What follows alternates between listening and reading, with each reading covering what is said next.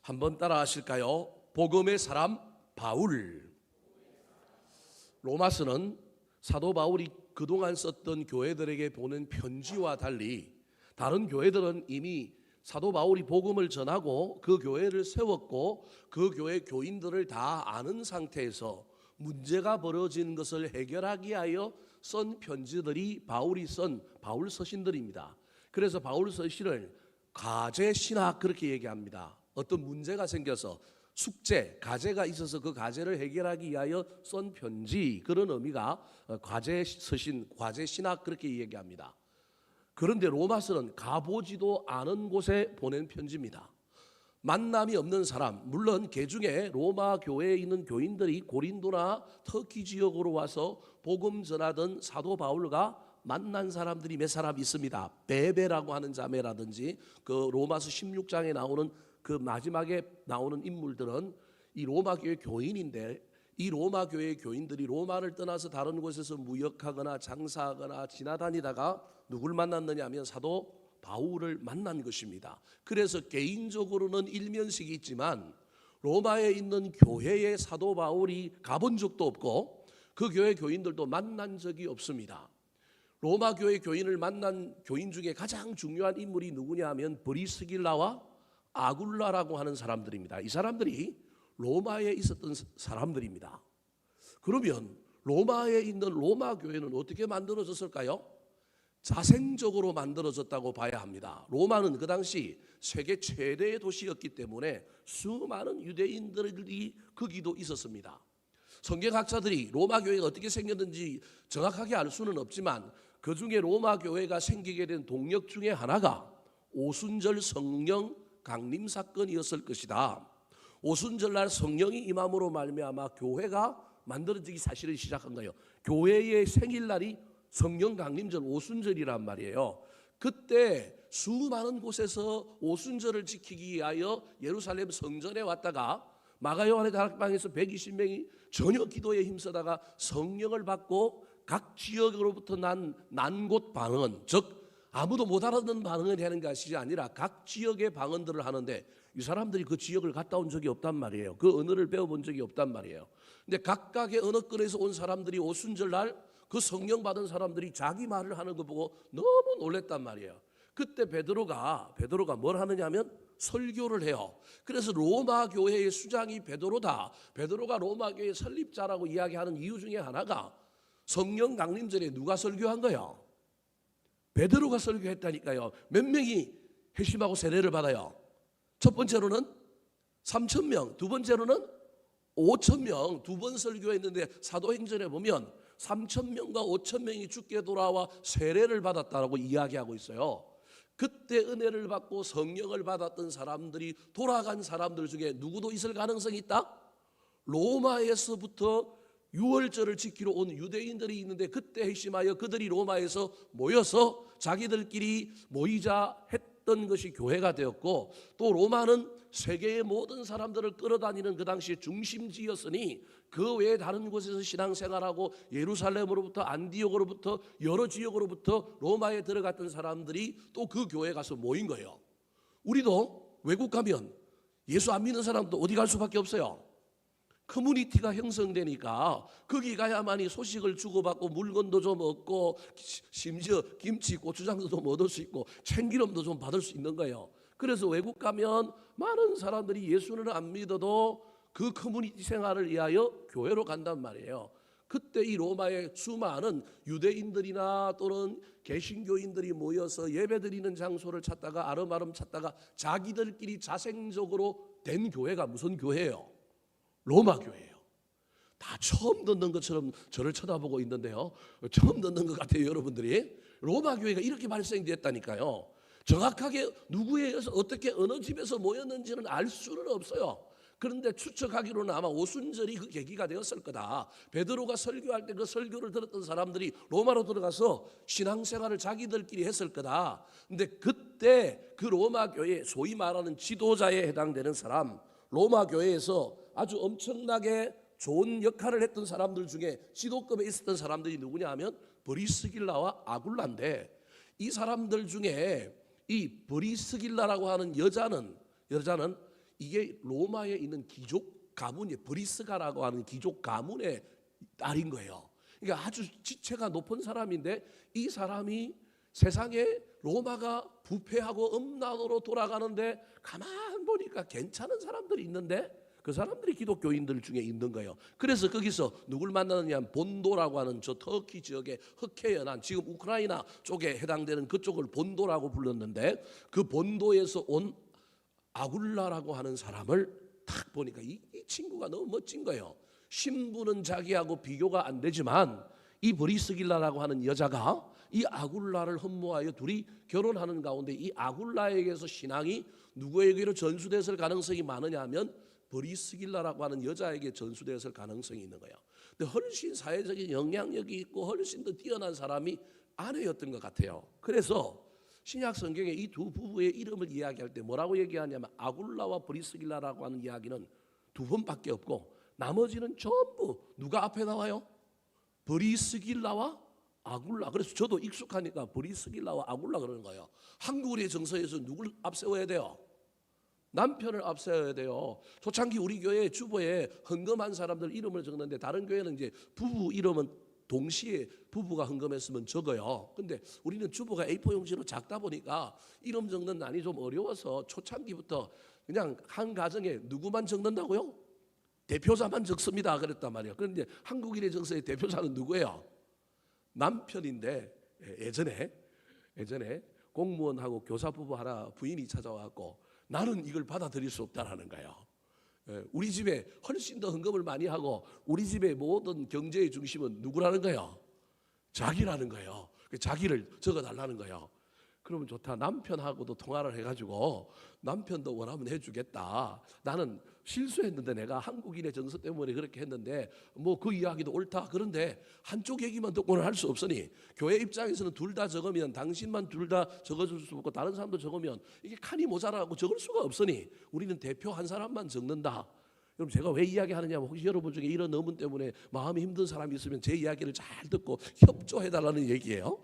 어쩔 수 없이 동양적인 사고에서 남편 이름만 적었는데 부인이 찾아와가지고 막 그러는 거예요. 그렇다고서 뭐 억지로 그러는 게 아니라 조곤조곤하게 이야기하면서 자기의 그 생각을 이야기하면서 자기 이름으로 올려줬으면 좋겠다는 거예요. 그래서 제가 그럼 남편한테 물어보자 그랬더니 그 자리에서 제가 남편한테 이제 전화해도 되겠냐 물어봤더니 남편이 안 된대요. 그래서 제가 부부가 통일해서 단일화를 만들어 오면 단일화대로 내가 해줄 테니까 만들어 와라 그랬어요. 근데 그 이후에 부부 단일화가 안 된 것 같아요. 그래서 저는 계속 남편 이름만 썼는데 그 이후에는 그 부부가 말을 안 걸었어요. 지금은 저 대전으로 이사가 있는데 그때 그런 일이 있었어요. 그래서 대표만 쓴단 말이에요. 동양권의 정서에서는 남편이 대표잖아요. 그래서 남편만 써요. 혹시 우리 여자분들 왜 남편 이름을 적고 내 이름 안 적었냐고 너무 섭섭해하지 마시고 혹시 정 안 되면 부부 단일화 안을 만들어 오시면 언제든지 이렇게 하도록 하고 다음에 주보 용지를 좀 크게 해서 다 적을 수 있도록 애를 한번 써보도록 하겠습니다. 브리스길라가 훨씬 더 아마 영적으로나 신앙적으로 뛰어났던 것 같아요. 그래서 성경은 브리스길라와 아굴라라고 하는 그 이름으로 적는 거예요. 이 부부가 이 로마에 있으면서 로마에 있는 교인들하고 관련을 맺고 신앙생활을 같이 했던 것 같아요. 그런데 로마의 황제가 이 로마에 들어와 있는 유대인들끼리 너무 싸우고 다투고 골치가 아파서 전부 유대인들을 로마에서 나가라고 뭘 내리느냐 하면 추방령을 내려요. 추방령을 내리는 바람에 이 브리스길라와 아굴라가 어디로 오느냐 하면 고린도로 와서 누굴 만났느냐 하면 사도 바울을 만난 거예요. 이때 사도 바울이 눈이 뻥 띈 거예요. 사도 바울은 에게해를 따라서 터키를 돌아서 저 고린도 그리스 지역만 복음을 전하는 일들을 하다가 세계 최고의 도시 로마에서 온 교인의 이야기를 통하여 그 교회 상황을 듣고 그 교회 그곳에 대한 이야기를 듣는 가운데 로마에 가고 싶은 뭐가 생기는 거예요? 열망이 생기는 거예요. 단순히 우리가 미국 가고 싶고 뭐 뉴욕, 런던, 뉴욕하고 뭐 워싱턴 가고 싶고 뭐 이런 거와 달리 저기 가면 복음을 전하면 로마가 도로를 막 닦아놨는데 저 도로를 통하여 복음이 얼마나 빨리 전해질까? 그리고 그 당시 세계관은 지중해 세계가는 땅끝이 어디였느냐 하면 다시스, 즉 스페인이었단 말이에요. 그러면 스페인을 복음을 전하러 가려면 반드시 로마로를 거쳐가야 되는데 로마에 복음을 전하고 스페인까지 가서 복음 전하면 얼마나 좋을까? 사도 바울은 복음의 열정 때문에 땅끝까지 복음 전하면 주님 오신다고 그랬으니 스페인까지 가서 복음 전하면 자기 일생에 주님 볼 수도 있을 것 같다는 그 놀라운 이 생각 속에 마음이 들뜬 거예요. 그래서 브리스길라와 아굴라 부부를 만나는 가운데 로마에 대한 그 수많은 열정과 열망을 품고 있었어요. 그런 가운데 다시 브리스길라와 아굴라가 3년 후에 네로 황제가 등극하고 나서 또 유대인 추방령을 해제해 줌으로 말미암아 많은 유대인들이 다시 어디로 들어가느냐 하면 로마로 들어가는 바람에 브리스길라와 아굴라가 다시 어디로 가느냐 하면 다시 그 로마로 가요. 그래서 이제 로마서 16장에 보면 브리스길라와 아굴라의 집에 있는 교회에게 문안하노라 그래요. 그러면 브리스길라와 아굴라가 그 이후에 가서 교인들하고 모였는데 누구 집에서 교회를 한 거예요? 자기 집에서 한 거예요. 브리스길라와 아굴라의 집에서 교회가 된 거예요. 그러니까 이 로마 교회의 중추적인 인물이 브리스길라와 아굴라였다는 걸 알 수 있어요. 나중에 이제 16장 보면 이런 이야기가 나와요. 여하튼 그때부터 이 사도 바울의 마음속에는 로마에 대한 열망이 있는 거예요. 로마에 대한 열망. 그런데 당장 로마에 대한 열망이 있지만 시급한 자기 눈앞에 보이는 이 에게해를 중심으로 한 이 소아시아 지역의 복음을 전하는 이게 너무 크다 보니까 여기에 에너지를 쏟고 1차, 2차, 3차까지 복음을 전했단 말이에요. 근데 3차에 복음을 전하고 고린도 교회가 모아준 헌금을 가지고 예루살렘 교회에 전달하기 위하여 올라가는 도중에 성령님께서 환상을 보여주고 성령님께서 사도 바울의 미래에 대하여 얘기하는데 그 미래에 대한 이야기가 뭐냐 하면 고난인 거예요. 환난인 거예요. 너 이제 예루살렘에 올라가면 사로잡힌다. 너 엄청난 말할 수 없는 뭘 당할 거냐 하면 고난을 당할 거라는 거예요. 사도 바울은 고난, 죽음 이걸 무서워하는 사람이 아니기 때문에 뭐 그래도 좋지 뭐 죽어도 좋지 예수를 위하여 그런 마음을 가지고 예루살렘을 향하여 올라가는 도중에 중간 기착지 들르는 곳마다 사도 바울과 관련이 있는 수많은 사람들도 성령의 인도하심을 따라 환상을 보고 예언을 하는 거예요. 사도 바울이 올라가지 마십시오. 당신 예루살렘에 올라가면 뭐 한다고요? 잡힌다라는 거예요. 죽임 당할 거라는 거예요. 올라가지 말라는 거예요. 그런데 사도 바울 마음속에는 이 일을 통하여 하나님께서 자기에게 하실 일이 있다는 것을 느껴지는 거예요. 뭐가 느껴지느냐 하면 내가 이번에 잡히면 난 로마 시민권이 있어. 난 로마를 마음대로 들락날락 할 수 있는 사람인데 우리로 치면 미국 뭐가 있는 거예요? 영주권이 있는 거예요. 시민권이 있어서 미국 비자 안 받고도 왔다 갔다 할 수 있는 그런 사람이 사도 바울인데 복음 전하라고 막 정신이 없는데 성령에 의하여 사도 바울이 깨닫게 된 건 이 고난을 통하여 내가 어디 가겠다? 로마에 가겠다. 내가 그냥 이 고난을 편성하여 로마에 갈 수 있겠구나 하는 생각이 드는 거예요. 근데 인간인지라 한편으로는 로마에 못 가고 예루살렘에서 재판받다가 뭐 할 수도 있는 거예요. 죽을 수도 있는 거예요. 그래서 고린도에 머물렀을 때 뭐 빌립의 딸 4명 수많은 예언자들이 사도 바울 보고 올라가지 말라고 막 얘기를 한데도 불구하고 자기는 올라가서 로마에 갈 수 있다는 한가닥 희망을 품고 고난도 무서워하지 않고 예루살렘으로 올라가는 도중에 고린도에 있는 순간에 무슨 생각이 들었느냐 하면 내가 못 갈 수도 있는데 혹시 만에 하나 못 갈 수도 있는데 못 가면 내 평생 소원이었던 저 로마에 가서 복음 전하는 걸 어떻게 전할까? 이 마음에 막 사무치는 거예요. 그래서 옳거니 그러면 내가 예수 그리스도의 복음에 대한 뭘 쓰자? 책을 쓰자. 그래서 고린도에서 예루살렘 올라가기 전에 3개월 동안 머물면서 집필을 하는 거예요. 오늘날 치면 책 한 권을 먼저 내가지고 성경 공부 교재를 만든 게 무슨 성경이라고요?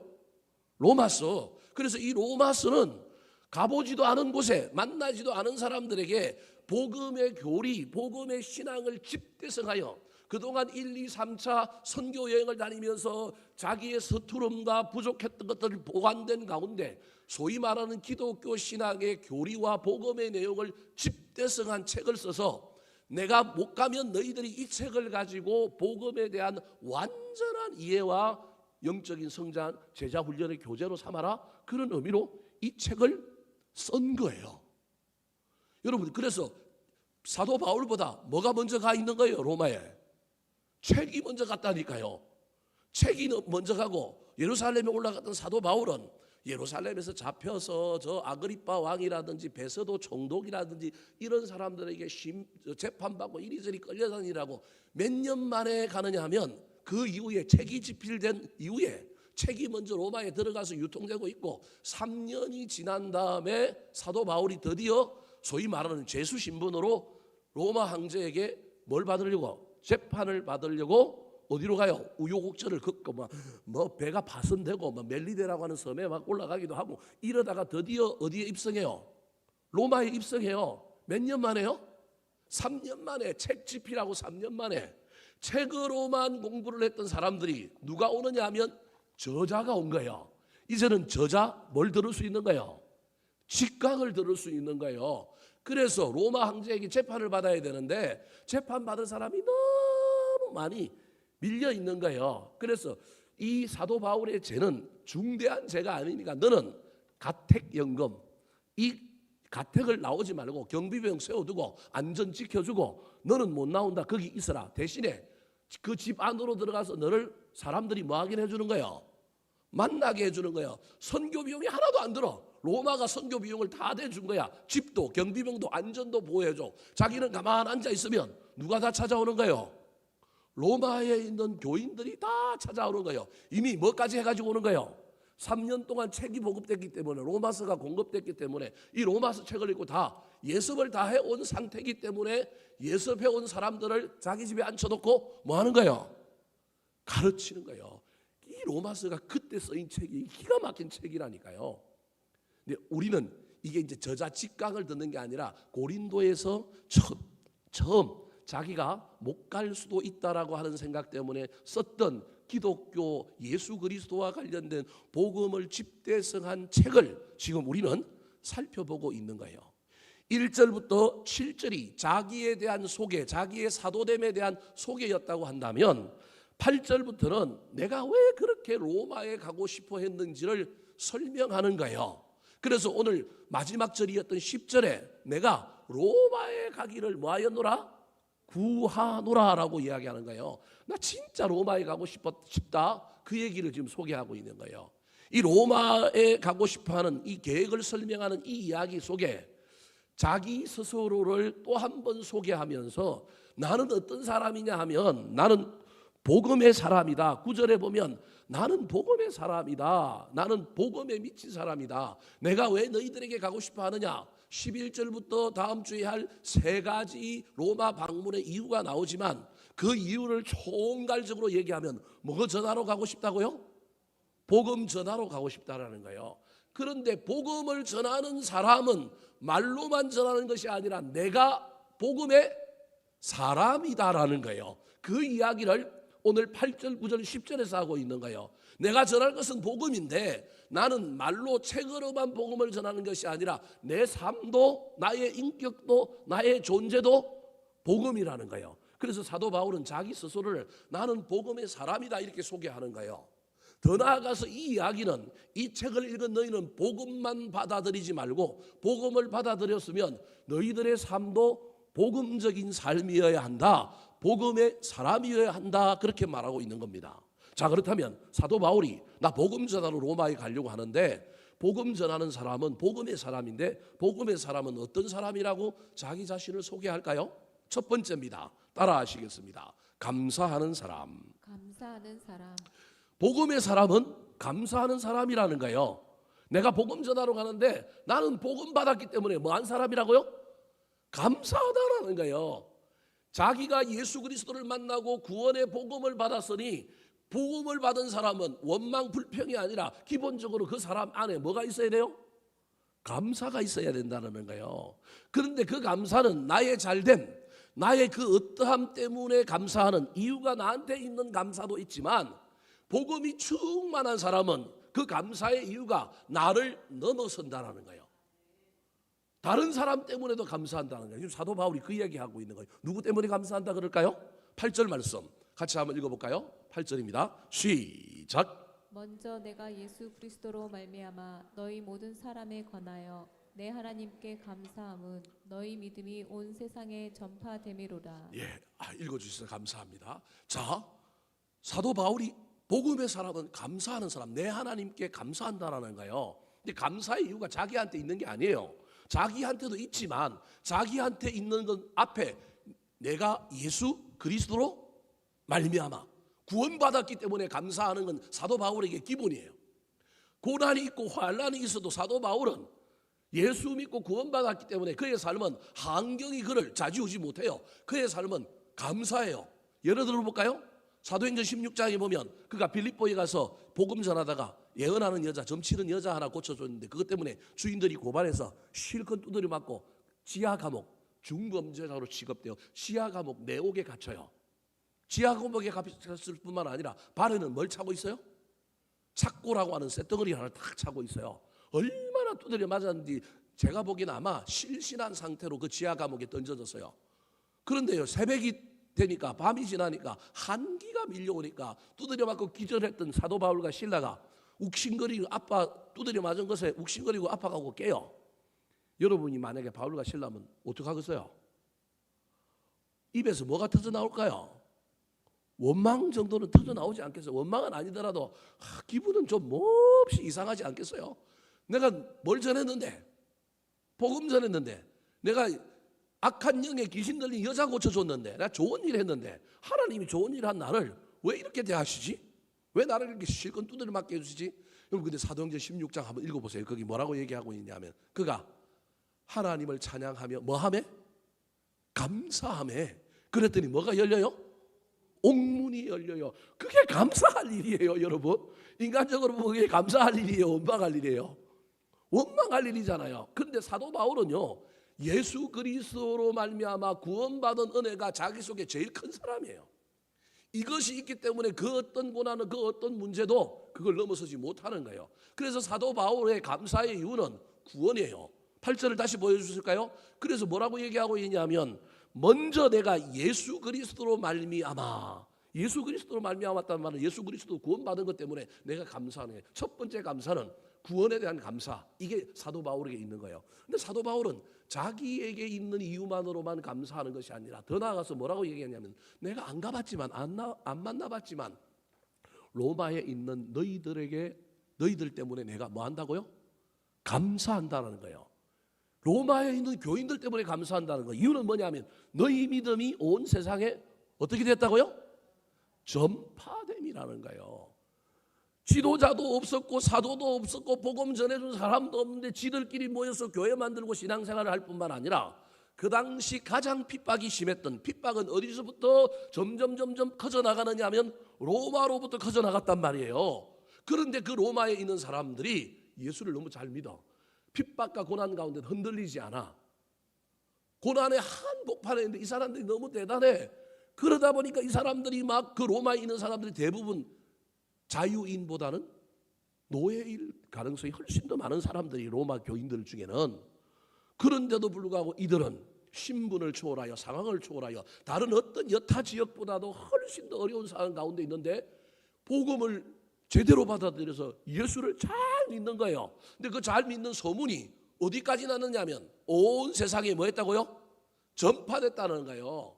로마가 세계 중심지다 보니까 로마에 있는 모든 소식이 세상에 다 전해지는데 세상에 전해지는 여러 이야기들과 소문 중에 누구 이야기들이냐면 예수쟁이들 이야기도 흘러가지고 고린도에 있는 예루살렘에 있는 누구에게 들리느냐 하면 사도 바울에게 들리는데 이게 대단한 거예요. 내가 복음을 안 전했는데도, 사도들 중에 가서 복음 전한 사람이 없는데도 이들의 신앙이 너무너무 대단하여 안 믿는 사람들도 칭찬하는 거예요. 대표적인 예가 데오빌로라고 하는 사람이, 여러분 로마의 귀족이 황제일 가능성도 있다 그렇게 얘기하는 사람도 있지만 황제라기보다는 귀족인데 이 사람이 내가 보기엔 예수 믿는 아내를 막 만나고 난 다음에 기독교에 대한 예수에 알고 싶어갖고 개인적으로 복음 전하는, 복음에 대한 책을 요구하잖아요. 그게 무슨 책이에요?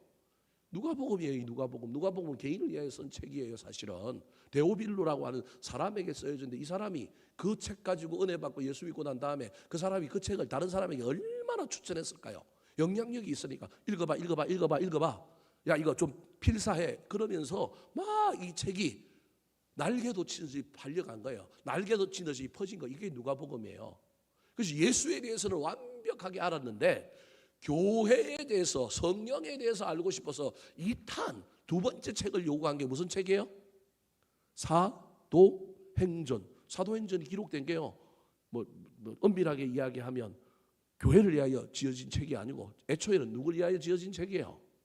데오빌로가 예수 믿고 구원받은 후에 그가 앞으로 교회를 통하여 어떻게 신앙생활을 할 것인가, 교회는 뭔가, 그 교회 안에 충만한 성령은 어떤 분이신가에 대한 공부하기 위하여 적은 책이 바로 무슨 책이라고요? 사도행전인 거예요. 이럴 정도로 로마에 있던 교인들은 신앙생활을 대충 한 게 아니라 정말로 그리스도의 향기요 편지로서 멋진 신앙생활을 한 거예요. 사도 바울 입장에서는 이게 대견한 거예요. 그래서 하나님 앞에 뭐 한다고요? 감사한다라는 거예요. 하나님, 저들이 목자 없는 양인데도 저렇게 잘 자랐습니다. 그런데 목자가 들어가서 가르치기만 하면 얼마나 군사가 될까요? 얼마나 군대가 될까요? 하나님, 내 욕심입니까? 내가 가야겠습니다. 나 좀 보내주세요. 이 이야기가 사실은 오늘 본문의 이야기인 거예요. 자기가 그래서 가고 싶다라는 거예요. 목자 없는 양들인데도 저렇게 신앙생활을 잘하고 있어서 그들의 소문이 이렇게 퍼져서 내가 기도할 때마다 로마를 바라보면서 로마 교회 가고 싶은 열망 때문에, 여러분 하고 싶은 일이 있으면 그 일을 위하여 기도해야 돼요. 두 번째 나오는 이야기지만 사도 바울은 로마를 위하여 열심히 기도했어요. 그래서 기도할 때마다 그 기도의 내용 가운데 제일 앞에 나온 게 뭐라고요? 감사. 따라하시겠습니다. 복음의 사람은 감사합니다. 사랑하는 성도 여러분, 감사는 내가 하나님의 기적을 경험하게 되는 능력이라고 한다면, 이 감사가 칭찬으로 바뀌면, 칭찬은 내 옆에 사람에게 또 다른 기적과 은혜를 가져다 주는 것임을 기억하시기 바랍니다. 그래서 감사하는 사람은 감사를 넘어서 뭐 하는 사람으로 나아가야 되느냐 하면 칭찬하고 격려하고 축복하는 사람으로 나아가야 합니다. 지금 사도 바울이 로마에 있는 교회 교인들을 바라보면서 하나님께 늘 감사할 뿐만 아니라 지금 편지를 쓰면서 사실은 됐다 뭐 하고 있는 거예요? 칭찬하고 있는 겁니다. 감사와 칭찬과 축복은 쌍둥이라고 하는 사실을 잘 기억하여 복음의 사람은 원망하고 지적하고 판단하는 것이 아니라 감사하고 칭찬하고 축복하는 사람이 내 안에 예수 그리스도로 말미암아 구원의 복음이 있는 사람이다. 그것을 기억하여 그 삶을 놓치지 않도록 악한 마귀가 우리 속에 들어와서 관계의 영역에서 우리를 자꾸 헷갈리게 만들 때 다시금 내 본질이 무엇이냐, 내 사명이 무엇이냐 깨닫고 감사와 칭찬과 축복을 붙드는 저와 여러분 되기를 예수님의 이름으로 축원합니다. 두 번째, 복음의 사람은 어떤 사람일까요? 복음 전하는 사도 바울이 내가 복음을 전하는데 나 스스로가 내가 복음의 사람이라는 거예요. 두 번째입니다. 따라하시겠습니다. 중보 기도의 사람. 중보 기도의 사람. 자, 복음의 사람은 감사의 사람인 동시에 기도의 사람인 거예요. 근데 기도도 아까 감사와 똑같이 나를 위하여 하는 기도도 있지만 남을 위하여 하는 기도, 이게 무슨 기도예요? 중보 기도인 거예요. 자, 9절 말씀 같이 한번 읽어볼까요? 9절입니다. 시작. 내가 그의 아들의 복음 안에서 내 심령으로 섬기는 하나님이 나의 증인이 되시거니와 항상 내 기도에 쉬지 않고 너희를 말하며. 거꾸로 읽으면 내가 기도에 쉬지 않고 너희를 위하여 중보 기도했는데 누가 증인이라고요? 하나님이 나의 뭐라고요? 증인이다. 나는 그 하나님을 심령으로 뭐하고 있다? 섬기고 있다. 심령은 최선을 다 전심으로 내가 섬기는 그 하나님이 내가 너희들을 위하여 기도하는 걸 쉬지 않는 것에 대한 뭐라는 거예요? 정인이라는 거예요. 저기서 복음의 사람은 예수 그리스도 복음 안에 있는 사람이요, 섬기는 사람인 동시에 뭐 하는 사람이냐면 기도를 쉬지 않는 사람이에요. 사랑하는 성도 여러분, 복음의 사람은 기도하는 사람입니다. 기도가 없는 그리스도인들이 얼마나 많은지 모릅니다. 오늘날 한국교회 모든 문제는요, 사실은 절대적으로 기도의 분량이 없어진 겁니다. 뭐 지금 기도는 안 되는 건 뭐 벌써 몇십 년 전부터 생긴 현상이고요. 기도원이 안 된다는 건 기도원의 어떤 역기능도 있지만 기도원이 안 된다는 것은 뭘 안 한다는 거예요? 기도 안 한다는 얘기죠. 여러분, 제가 지난주에도 중간에 목사님하고 어떤 목사님하고 오살리 기도원에 갔는데 자기가 설교한다 그래서 제가 같이 갔는데 몇 명 앉아 있을까요? 아이고 깜짝 놀랐어요. 그래도 오살리 기도원에 가면 그래도 그 오살리 기도원이 크잖아요. 다는 못 채워도 그래도 뭐 한 3분의 1은 채우고 옛날에는 집회를 했는데 이번에 가보니까요 3분의 1이 뭐예요? 50명 정도 앉아 있는 거예요. 그 50명도 소위 말하는 오살리 기도원 때문에 온 사람이 아니라 거기 있는 강사들 때문에 뭐 한 거예요? 온 사람들이고 실제 그냥 기도원에 기도하러 온 사람은 몇십 명 안 되는 거예요. 깜짝 놀랐어요. 제가 깜짝 놀래갖고 설교하시는 그 목사님한테 제가 요즘 기도원이 이렇습니까? 요즘 기도원이 그렇대요. 그래서 지금 기도원의 추세가 대형화되는 게 아니라 소위 말하는 골방 기도원으로 변해간대요. 점점 규모가 작아진 기도원으로 가고 있고 그렇다라는 거예요. 그리고 지금 기도원에 집회하는 부흥사들은 이제는 신유의 은사가 없으면 기도원 집회하기 힘들다. 왜냐하면 옛날에는 넓은 데서 하니까 말씀 중심의 집회였는데 이제는 좁은 데서 하니까 대면적으로 만나서 하니까 말씀보다는 주로 치유, 신유 이런 것이 있어야만이 그 기도원이 된다는 거예요. 그래서 점점 강단의 말씀은 약해지는 기도원의 어떤 분위기가 있다라고 하는 걸 이야기하면서 걱정이라고 얘기하더라고요. 그분은 제가 보기엔 두 개의 연사가 다 있는데 말씀도 강력하고 신유, 치유 이런 것도 일어나시는 분인데 그러더라고요. 그러면서 걱정이라고요. 자기도 작은 데 가서 하면 말씀의 에너지를 쏟기보다는 말씀 몇 가지 포인트만 딱 하고 뭐부터 해야 되는 거예요? 축기 사역, 치유 사역을 먼저 해야 그 다음에 뭐가 들어갔냐면 사람들이 뭘 보여줘야만이 뭐가 영향력이 나타나야만이 사람들이 귀를 쫑긋쫑긋하고 말씀을 듣는다는 거예요. 그래서 자기도 지금 큰일이라고 그런 사역에 아주 깊이 들어가 있는 사람인데도 목사님들도 그렇게 얘기하더라고요. 한국 교회 절대적인 문제는요 기도의 분량이 사라진 거예요. 교회만 봐도 그렇잖아요. 그래도 우리 교회는 참 감사한 게 수요일도 여러분 오늘도 수요일 얼마나 많이 모였어요. 우리 교회 규모에 비하면 한번 봐봐요. 얼마나 많이 모였냐.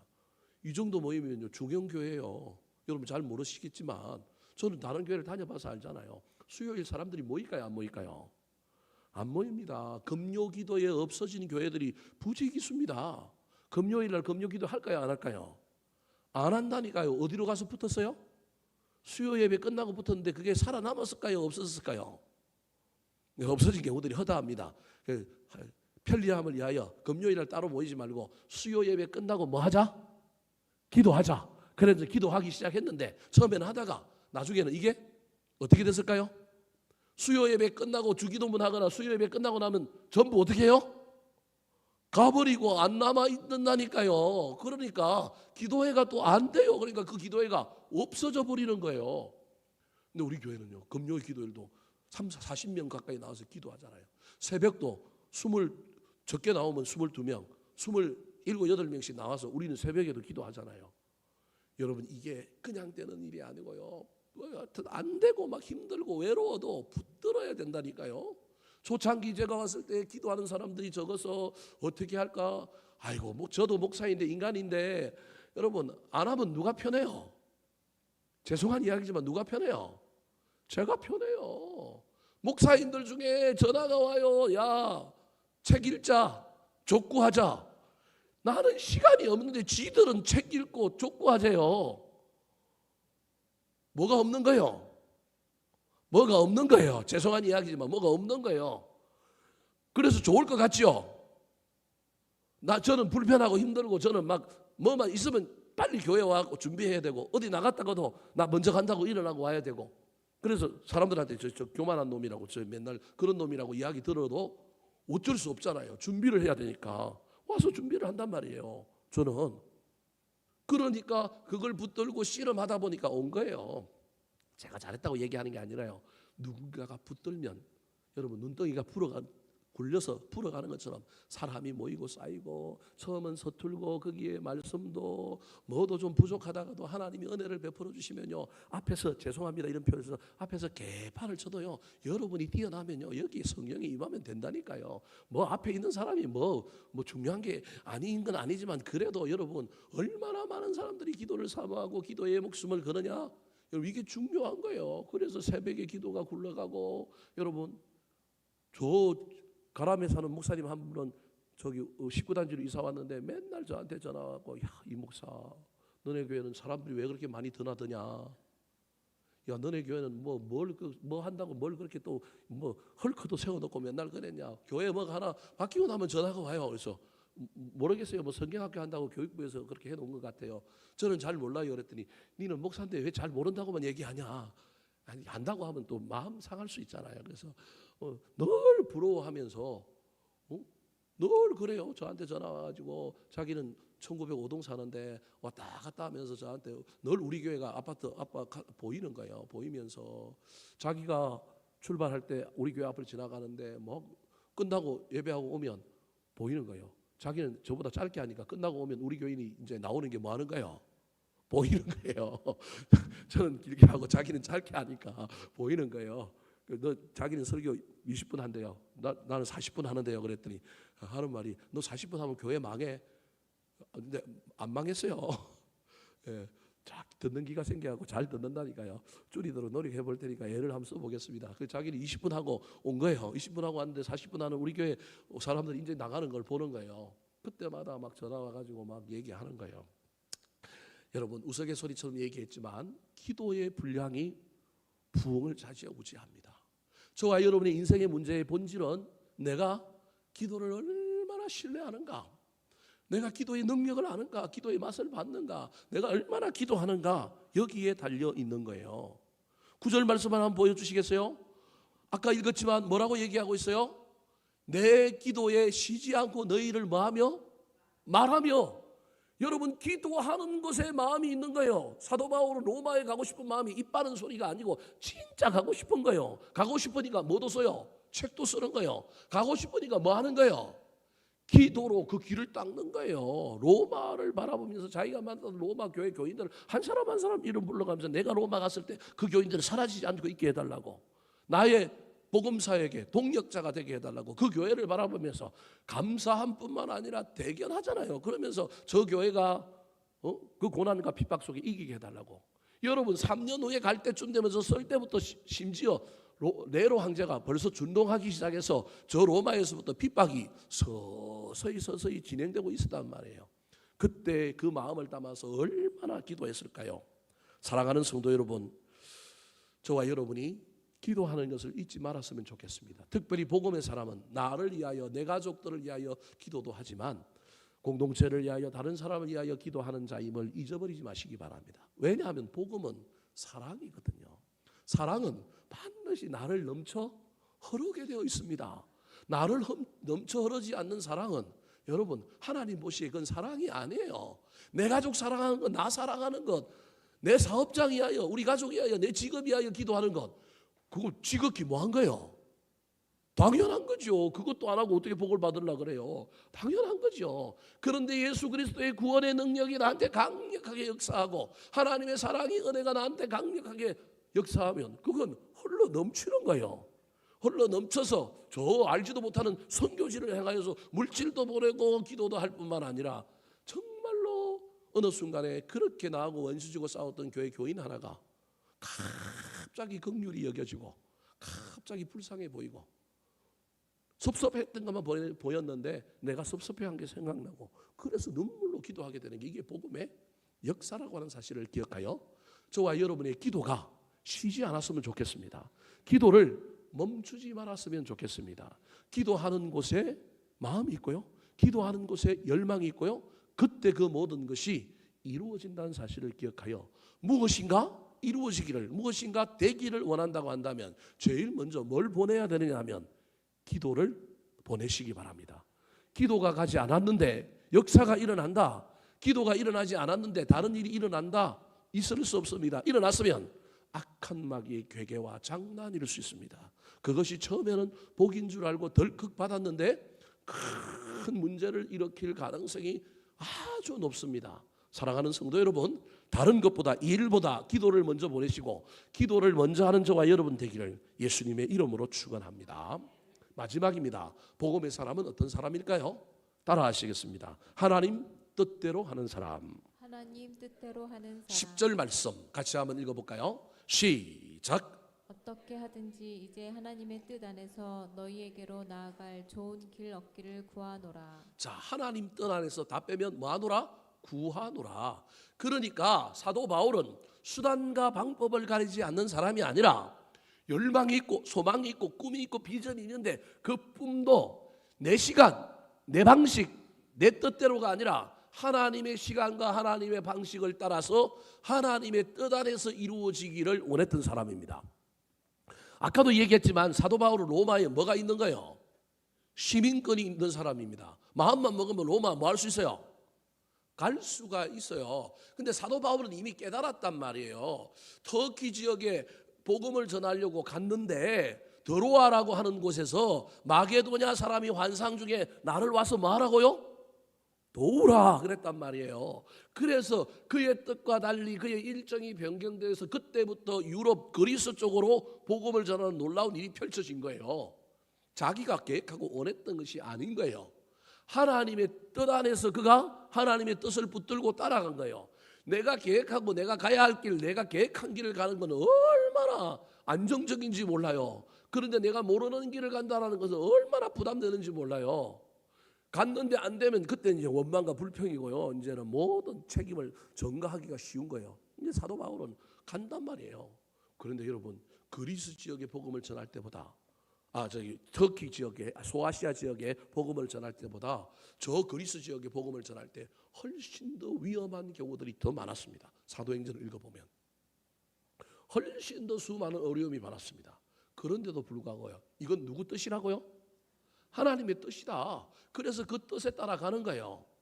고린도에서 브리스길라와 아굴라 만나고 난 다음에 이 로마에 가고 싶은 열망이 가득한데 그래도 자기 생각대로 그냥 진로를 안 바꾸고 하나님의 뜻 가운데 계획을 따라서 그대로 하나님의 뜻을 붙들고 달려가는 거예요. 그런데 로마에 가고 싶으니까 그가 하나님 앞에 기도하는 가운데 어떻게 하면 로마에 갈까요? 고민하던 가운데 자기 생각대로 하는 것이 아니라 하나님 뜻대로 했더니 선교 비용 하나도 안 들고, 물론 지중해 배 타고 가다가 배가 파손돼서 무슨 고비를 넘겨요? 죽을 고비를 넘겨요. 죽을 고비를 넘기지만 여러분 그거 가는 거예요. 갔는데 돈이 들었어요? 안 들었어요? 하나도 안 들었어요. 자기가 가면 맨 땅에 헤딩했을 거예요. 가서 막 교회 찾고 루디아 만났들처럼 빌립보에서 강가를 찾아가야 되고 수많은 다툼과 어려움이 있을 텐데요. 복음 전하는 세팅이 딱 만들어지잖아요. 경비병 딱 세워놓고요. 아무도 외부에서 자기 복음 사역 감찰하거나 감시하거나 그런 사람 없고요. 감옥 안에 딱 있는데 집 안에서 2년 동안 이태를 셋집에서 그냥 뭐 하고 있는 거예요? 복음 전하는 거예요. 돈이 들어요, 안 들어요? 돈 하나 안 들어요. 복음을 전하는 가장 안전한 장소에서 가장 안락한 방법으로 이미 뭐까지 해온 사람들이냐면 예습까지 해온 사람들. 그 사람들이 오면서 안 믿는 사람 한 사람 데리고 오는 거예요. 그 사람들이 오면서 복음의 빛이 열릴랑말랑한 사람들을 데리고 오는 거예요.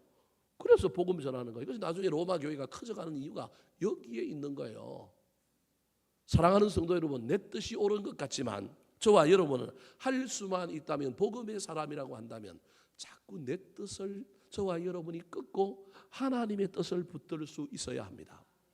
되어지는 상황 속에서 어떤 사람의 말을 내 뜻을 강화하고 내 뜻이 옳다고 주장하려고 취사선택을 자꾸 하지 말고 10명이 아니라고 얘기하는데 한 명이 기다고 그러면 기다고 자꾸 우긴다니까요. 이게 누구예요? 우리 인간이에요. 그래서 내 주장을 뒷받침해 줄 사람을 자꾸 찾는 거예요. 객관적으로 보면 하나님의 뜻이 아닌데도 불구하고 그러는 거예요. 제가 옛날에 신대원 다닐 때 저는 결혼을 했고 제 주변에 있는 같은 나이 또래 친구들이 신대원 친구들이 전부 노총각들인 거예요. 얘네들이 장가를 못 가는 이유가 있어요. 옳게 분별을 못 해요. 지가 좋아하는 자매가 있으면 그 자매한테 찾아가 가지고 나 관심이 있는데 뭐 좀 한번 사귀어 보시겠습니까? 그럼 반응이 안 좋으면 또 뭐 요즘은 그러면 이제 스토커가 되긴 하지만 또 한두 번 더 이야기해 보다가 또 기도해 보고 아니다 싶으면 또 했는데 아니다 싶으면 하나님의 뜻으로 알고 마음을 어떻게 해야 돼요? 접어야 되잖아요. 찾아가지도 않아요. 그러니까 장가를 못 가는 거예요. 자기 마음도 표현을 못 해요. 그러고 나서는 뭐라고 그러냐면 지나가다가 그 자매가 웃었는데 누구 보고 웃었다고요? 자기 보고 웃었대. 거기 몇 명이 있었는데, 14명이 있었는데 누구 보고 웃었는지 알 수 없는데 자기는 누구 보고 웃었다고요?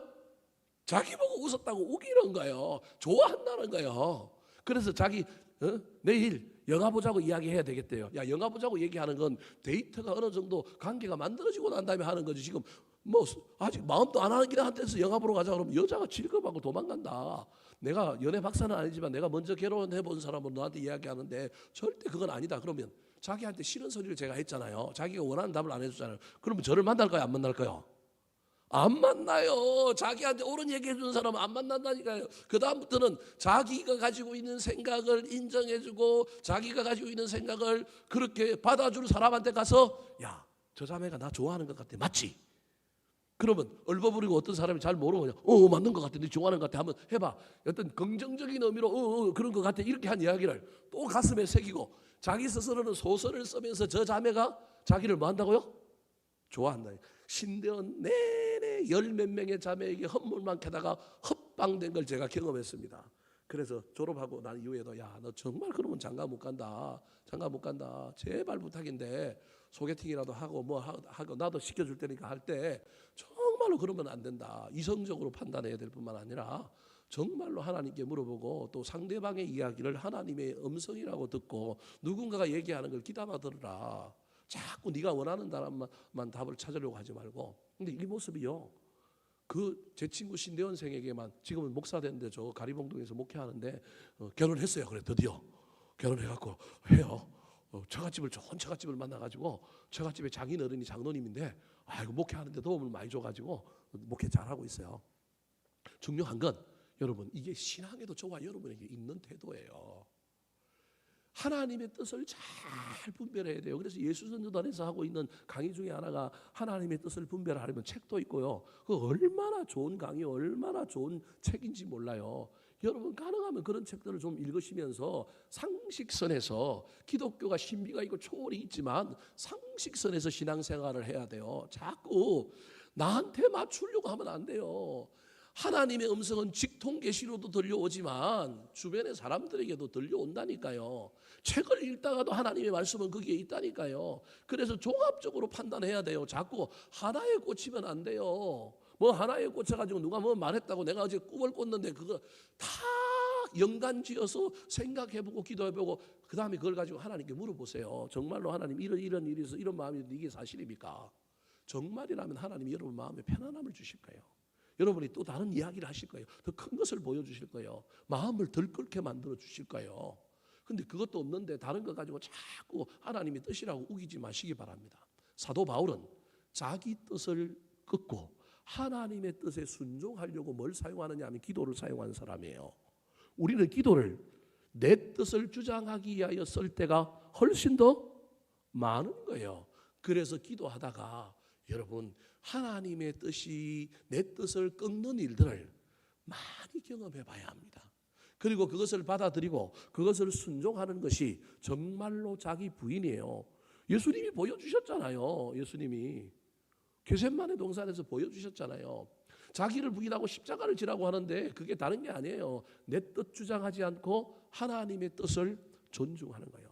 사도 바울은 자기 힘과 능력 사용해서 얼마든지 갈 수 있었는데 도대체 하나님이 나를 어떻게 어떤 방식으로 언제 로마에 보내주실 것이냐 구하고 있는 거예요. 오늘 본문에서 뭐 하노라고요?